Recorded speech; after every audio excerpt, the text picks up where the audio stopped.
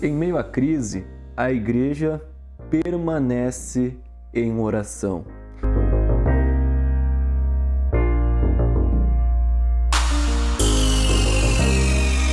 Eu digo isso, queridos, analisando o contexto eleitoral aqui no Brasil.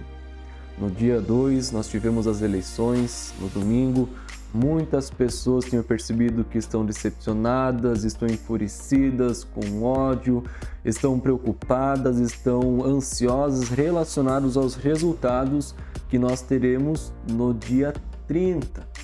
Mas, queridos, em meio a todas essas circunstâncias de crise que nos trazem uma certa preocupação, não há um problema nisso. No entanto, como igreja, nós permanecemos em oração, nos momentos bons e nos momentos difíceis também. Nós percebemos isso, por exemplo, no livro de Atos, a igreja sofrendo ameaças das perseguições, a igreja sendo perseguida, encarcerada, a igreja permanecia em oração, orando ao Senhor para que Deus concedesse intrepidez e ousadia à igreja, para que ela continuasse a pregar a palavra de Deus. O que nós percebemos no contexto brasileiro é uma certa idolatria, uma legítima idolatria política. Percebi muitos vídeos de pastores usando o púlpito para defender partido, para defender candidato A ou B. Eu percebi pastores mencionando o nome de candidato fulano de tal dizendo que é ele que tem enviado as chuvas para regar a terra. Eu percebi alguns pastores usando textos bíblicos, mencionando o nome de candidato A, dizendo que é o Senhor que tem o enviado. Queridos, todas essas circunstâncias, elas têm muitas questões a serem analisadas e que devem nos preocupar, porque a idolatria é um pecado. A idolatria acontece todas as vezes que nós trocamos Deus, o Criador, pelas coisas criadas desse mundo.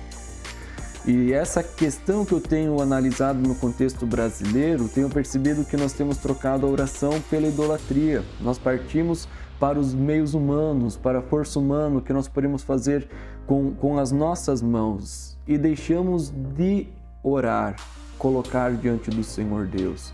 Eu me lembro muito bem em 2018, quando teve as eleições, os movimentos que havia em prol da nação, as pessoas orando, a igreja orando para que Deus levantasse um governo justo. E isso foi tudo muito bom.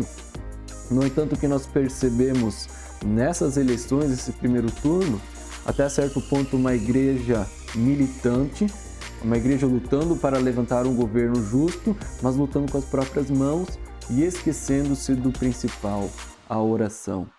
E talvez o que esses momentos têm nos ensinado, queridos, nesse momento de preocupação, de angústia e de incertezas, é que esse momento nos coloca no lugar que como igreja nós devemos estar. É em oração, orando ao Senhor para que Ele intervenha, orando a Deus para que Ele levante um governo justo. Diante disso, nós podemos defender candidato A, B, partidos? Nós podemos, vivemos numa democracia, vivemos num país onde nós temos a liberdade, nós podemos desempenhar essa liberdade, mas fazendo uso da nossa liberdade, respeitando também o posicionamento do nosso próximo. Aí nós vivemos num contexto polarizado, as pessoas se ofendendo, inimizades, por conta de defender partidos ou então candidato A ou B. Não deveria ser assim. Lamentável, nós estamos vivendo nesse contexto. Temos que entender que, acima de tudo, nós temos que nos abraçar e lutar em prol da nação brasileira, em prol da justiça, em prol daquilo que é correto, daquilo que é o certo para a nação brasileira.